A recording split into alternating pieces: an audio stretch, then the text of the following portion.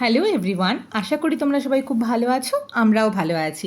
তোমাদের সাথে আজকে শেয়ার করব একটা চিকেন স্টুয়ের রেসিপি। ভীষণ সিম্পল। তার জন্য আমি নিয়ে নিয়েছি আলু, ডুমো করে কেটে রাখা পেঁপে, পেঁয়াজ, টমেটো, আদা, লঙ্কা কুচি, একটা হাফ লঙ্কা নিয়েছি, আর আদা আর রসুনকে কুড়ে নিয়েছি। আর মাংস তো নিয়েইছি, একটু বোন চিকেন নিয়েছি আমি 4 পিস। এবারে আমি প্রেশার কুকারে 2 চামচ একদম অল্প তেল দিয়ে পেঁয়াজ, রসুন, আদা মানে যা যা ছিল সব কিছু একসাথে দিয়ে দিয়েছি। ভালো করে নাড়াচাড়া করে গরম জলটা ঢেলে দিলাম।